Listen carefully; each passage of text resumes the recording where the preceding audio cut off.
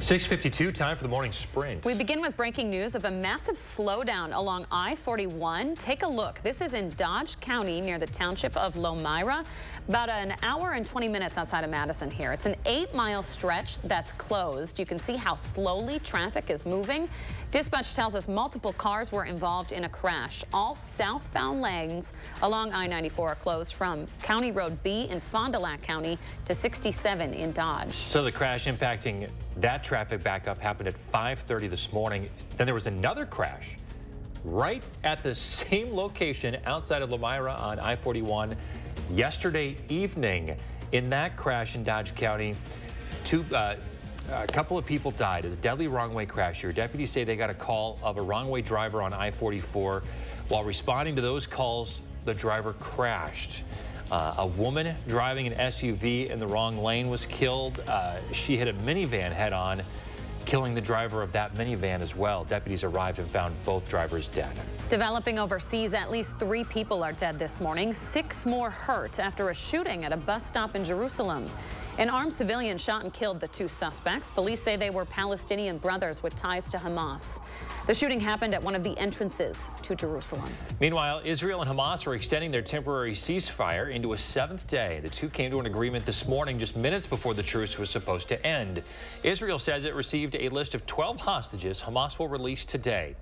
This after news of the second Israeli-American hostage being released yesterday. Former Secretary of State and presidential advisor Henry Kissinger is dead. Kissinger was 100 years old. He died in his home in Connecticut.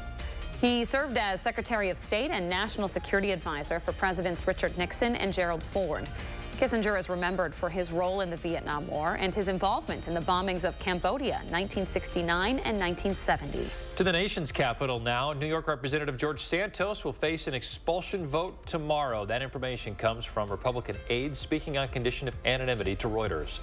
The House will vote on Santos's fate following a bipartisan committee's investigation that found that he committed campaign finance fraud. UW police are investigating a racist incident on campus this week. Officers say people unaffiliated with campus interrupted a student groups meeting on Tuesday. They specifically took aim at Asian and Arabic people. UW PD says it's identified those involved. It's still asking witnesses who haven't come forward yet to come speak with them. State lawmakers are considering a bill that would offer tax credits to businesses that provide employees with child care. The bill would offer a maximum credit of $100,000. Republicans introduced the bill earlier this month. Now, some small business owners say that it'll only work for large businesses. Others worry it could push out the need for small daycare operators. Federal labor inspectors are making 2 companies pay up for their roles in the death of a construction worker at Lambeau Fields. A dumbwaiter car hit and killed 27-year-old Joshua Shaw back in June. OSHA says the companies, Mavid and Myron Construction, exposed employees to hazards associated with dumbwaiters. Mavid will have to pay $15,000. Myron owes $19,000. Madison police are looking for 2 people connected to an east side crash involving a stolen Jeep. Officers responded to the area of South Stoughton Road near the Beltline late Tuesday night. Police say the Jeep was going east on the Beltline before exiting at Stoughton. It ran into a sign and hit the sedan. The driver and a passenger ran off. The sedan driver's injuries are minor.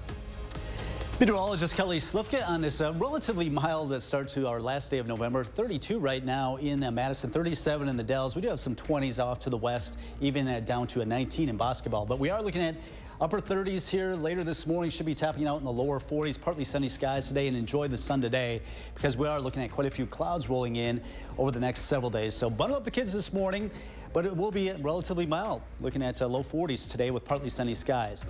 Our first morning forecast, we do have a chance of some rain snow mix, and we'll have that throughout the weekend. Nothing major headed our way, but we are calling for unsettled weather this weekend. All right, back to that accident. We do have all those lanes closed there on southbound 41, basically from 151 all the way down to 49. We're going to keep an eye on that backup for you folks. Give you an update every half hour here on News 3 Now this morning.